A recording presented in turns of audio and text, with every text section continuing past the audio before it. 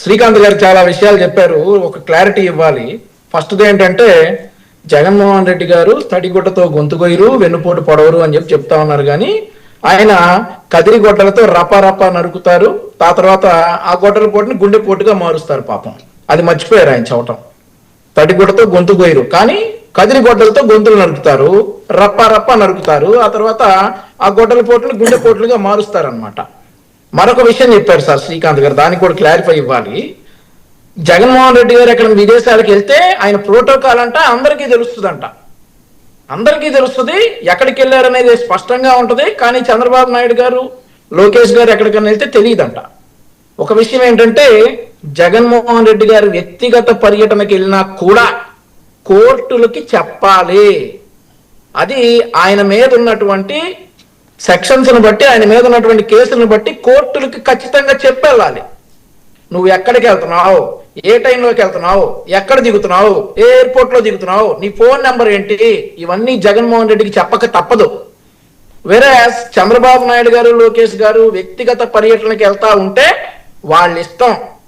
World map లో ఎక్కడికైనా వాళ్ళు వెళ్ళొచ్చు. ఎవడి పర్మిషన్ తీసుకోవాల్సినటువంటి పని కూడా లేదు.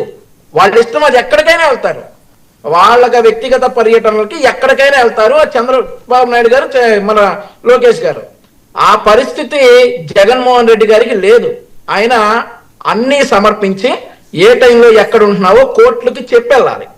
అదే గనక అధికారిక పర్యటన అయితే గత 4 రోజులుగా చంద్రబాబు నాయుడు గారు, లోకేష్ గారు ఎక్కడ ఉన్నారో, ఏ డేట్ లో ఎక్కడ, ఏ టైంలో ఎక్కడున్నారో చెప్పండి, నేను చెప్తా.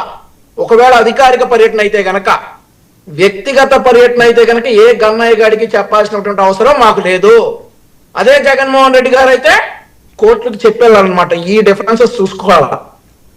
ఇప్పుడు అడగండి వర్మ గారు. ఏంటి మిథున్ రెడ్డి గారు ఏం జరుగుతుంది, ఎక్కడి వరకు వెళ్తుంది లెక్కరు? అది మీదే పూర్తిగా. ఈ రోజు సరే 22వ తారీఖు విజయసాయి రెడ్డి గారిని, 23వ తారీఖు మరి మిథున్ రెడ్డి గారిని ఈడీ వారు విచారణకు పిలిచారు. ఈడీ వారు విచారణకు పిలిస్తే, సార్ ఇప్పుడు మనం ఒక రాజకీయ పార్టీని రిప్రజెంట్ చేస్తా ఉన్నప్పుడు కొంచెం కరెక్ట్ గా మాట్లాడాలి. 126వ పేజీ, 129వ పేజీ, టోటల్ 11 రాలేదు. ఇట్లాంటి పులిహార కబుర్లు చెప్తే ఇంకా నవ్వుతారు, నవ్వులు పాలవుతాం మనం. ఆయన కక్ష సాధింపు చర్య అంటా ఉన్నారు సార్ జ్వాలాపురం శ్రీకాంత్ గారు. సార్ నిజమే సార్, కక్ష సాధింపు చర్య. ఏదైతే వీళ్ళ మద్యం దాహానికి బలైనటువంటి కుటుంబాలు ఉన్నాయి చూసారా, 27 మంది చనిపోయారు కదా జంగారెడ్డిగూడెంలో. ఆ చనిపోయిన ఆత్మలన్నీ కూడా కక్ష సాధించి ఈ రోజు వీళ్ళు పీక్కు తింటా ఉన్నాయి.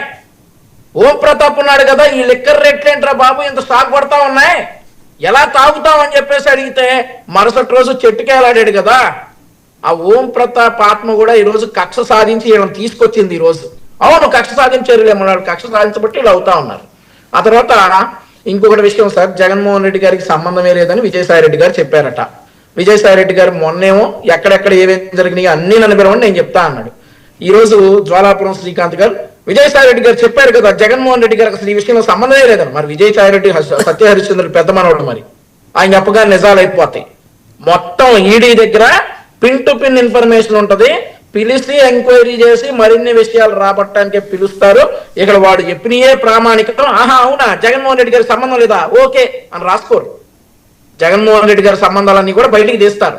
రాష్ట్రంలో ఇన్ని జరుగుతూ ఉంటే, రాష్ట్రంలో ఇంత పెద్ద కుంభకోణాలు జరుగుతూ ఉంటే, ప్రపంచంలోనే ఎక్కడా జరగనటువంటి కుంభకోణాలు రాష్ట్రంలో అప్పుడు జరిగితే జగన్మోహన్ రెడ్డి గారికి తెలియదట పాపం. విజయసాయి రెడ్డి చెప్పగానే ఈడీ వారు నమ్మేసుకుని బుక్స్ లో రాసుకుని తీసేయండి జగన్మోహన్ రెడ్డి గారి పేరు తీసేయండి అనరు.